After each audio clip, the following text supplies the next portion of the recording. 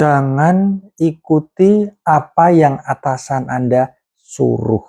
Nah, kenapa ya? Nah, jadi gini teman-teman, saya mau cerita ya. Dulu ketika saya kerja di sebuah perusahaan otomotif di Indonesia, motor Cina yang sangat terkenal ya. Saya mempunyai banyak sekali anak buah ya. Ada yang biasa, ada yang super. Ya, di mana bedanya? Ya, seorang karyawan yang kualitasnya biasa-biasa saja, mereka selalu akan mengikuti apa arahan atau apa perintah dari atasan mereka. Itu sudah pasti.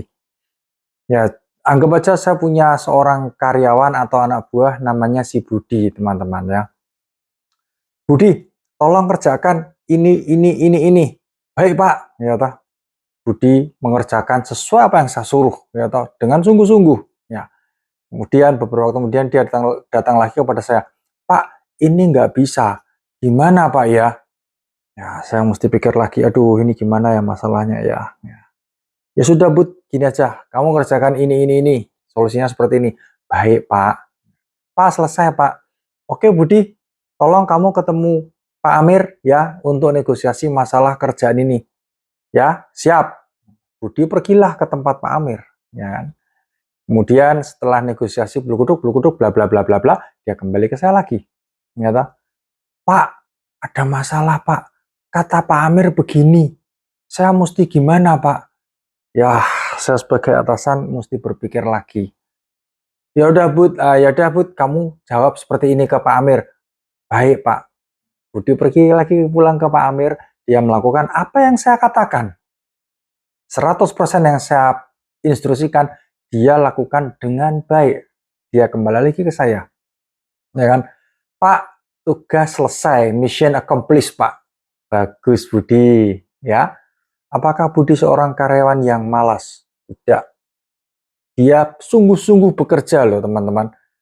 Dengan sepenuh hati, ya toh, dengan apapun yang dia miliki, dia mau berprestasi. Tapi buat saya, punya Budi ini melelahkan. Kenapa? Karena kalau ada masalah, dia selalu kembali kepada saya dan saya harus menjadi seorang problem solver dia.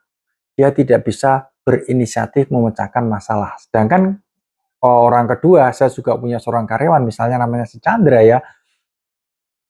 Ketika saya beri dia sebuah instruksi, sebuah tugas.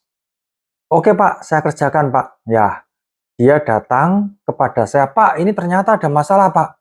Tapi saya punya beberapa alternatif, Pak. Yang pertama ini, yang kedua ini, yang ketiga ini. Menurut pendapat Bapak, bagaimana baiknya, Pak, dari tiga alternatif ini? Kalau saya pribadi, saya memilih nomor satu, Pak. Karena A, B, C, D, E ini, Pak. Menarik nggak, teman-teman? Saya memberi dia sebuah tugas, saya memberi dia sebuah instruksi. Ketika ada masalah, dia kembali ke saya. Bukan bertanya, Pak, ada masalah, Pak, gimana ya solusinya? Tapi dia kembali dengan segudang alternatif solusi untuk kita diskusikan. Nah teman-teman, makanya saya bilang, jangan ikuti instruksi dari atasan. Terus bagaimana baiknya? Baiknya adalah sebelum kita diinstruksikan, kita sudah melakukan apa yang atasan kita harapkan. Maka teman-teman akan dianggap sebagai seorang karyawan yang super, bukan karyawan yang rata-rata. Karena pada dasarnya semua karyawan itu punya etikat baik, punya niat kerja dengan sungguh-sungguh. Yang membedakan adalah apa?